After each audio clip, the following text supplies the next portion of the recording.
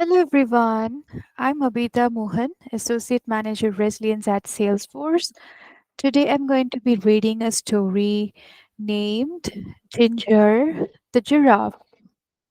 Once upon a time, there was a giraffe named Ginger. Ginger lived in Kenya, a country in Africa. Like all giraffes, Ginger had a long neck and long legs. Because she was so tall, she was able to eat food from the very top of the trees in the savannah. The savannah in Africa is an area with lots of grass and some trees. Sometimes a savannah is called grasslands. The other animals like zebras and antelopes could not reach where Ginger could reach. But Ginger always found food. She loved the leaves and the new buds of the trees. One day, Ginger was busy eating her favorite leaves along with some other giraffes. It was a bright, sunny day, and there was not a cloud in the sky. It had not rained for a long time, so the grass was very dry. She heard a noise down at the bottom of her extra long legs. It was her friend, Mickey the monkey. Mickey was trying to say something, but Ginger couldn't understand what he was saying. He looked very tired. What's wrong? Asked Ginger. Ginger was a very kind giraffe and wanted to help everyone. Just then, Mickey fell over. Ginger was also a smart giraffe. He knew what was wrong. Mickey couldn't find anything to eat and he was very hungry. Ginger nibbled some fresh, tender leaves and buds from the top of the tree where she was eating. She dropped some of the leaves and buds to the ground near where Mickey was. Then she nudged him a little with the hoof at the bottom of one of her very long legs. Wake up, Mickey, said Ginger. I found something for you to eat.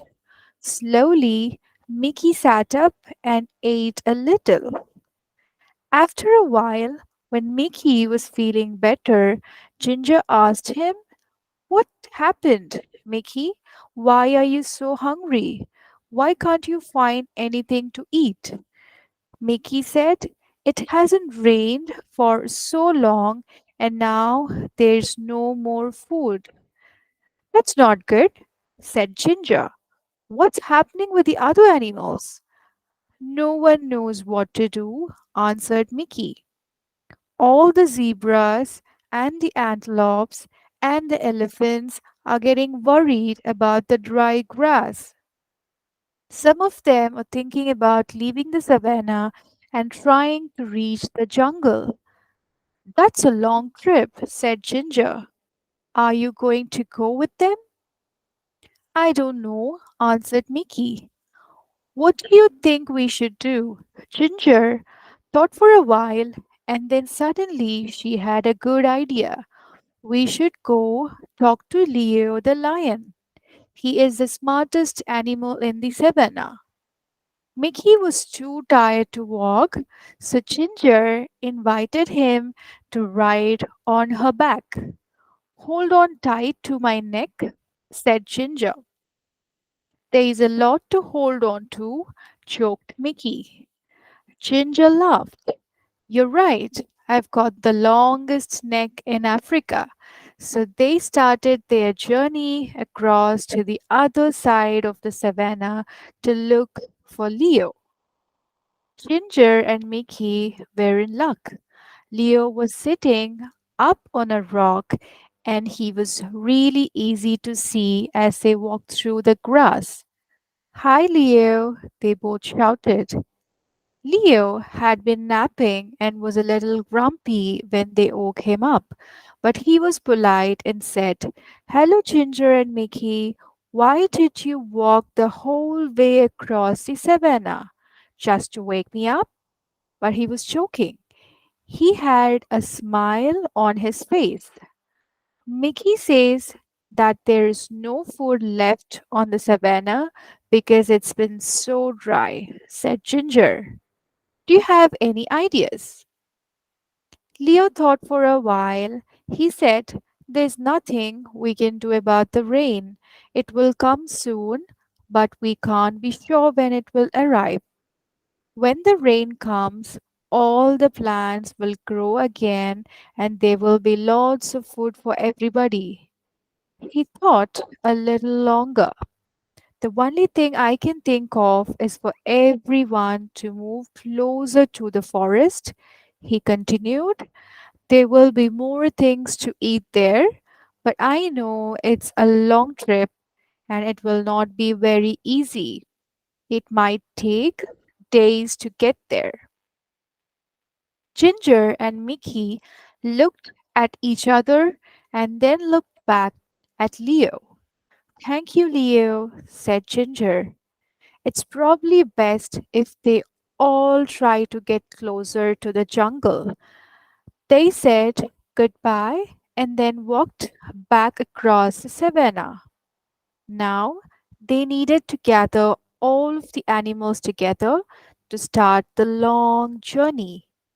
Ginger didn't need to go along because she had plenty of food in her high trees, but she was a good friend and wanted to help as much as she could. They walked towards her favorite trees, and guess what she and Mickey saw? All of the animals were already gathered there and waiting for Ginger and Mickey. "Why are you all here?" asked Ginger. "Eddie, the eagle, told us that you're taking us to the edge of the jungle," said one of the zebras. "How did he know?" asked Mickey. "He heard you talking with Leo," said one of the antelopes. "So you've all decided to try to walk together to the jungle?" asked Ginger. "Yes," they all answered. "If you'll help us to get there," added one of the elephants. "Of course I'll help," said Ginger. "I'm your friend." So they started on their big journey across the savannah to the jungle. The sun was so hot, and there was no food and no place to get a drink of water. And then they heard it. It was thunder. "Thunder!" they all shouted. Thunder was very scary to the animals of savannah. Can you guess why? Fire. Sometimes the lightning hits the dry grass and the whole savannah catches fire. Then everyone has to run, and that is exactly what happened. "Fire!" they shouted. They could smell it, and now they could see it. The fire was coming towards them. Ginger had to think fast because she was so tall she could see farther than any of the other animals. She stretched her long neck up as far as she could. Now she could see a place where there was no fire. "Quick," she said, "everyone run this way." All of the animals followed her and ran as fast as they could. Soon they were out of danger. They stopped and gathered together one more time. "Is everyone here?" Ginger asked. She wanted to make sure they were all safe. All the animals looked around. They were all there. And then the most wonderful thing happened. "I felt a drop," said a zebra.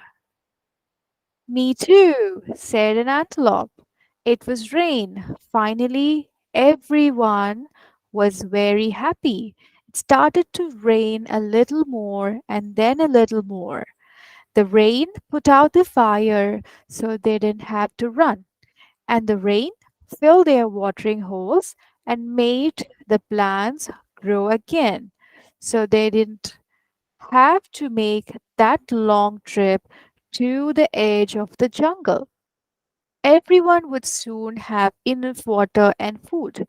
So Ginger, the giraffe, went back to her favorite tree and continued to munch on the leaves and the buds. Thank you for listening.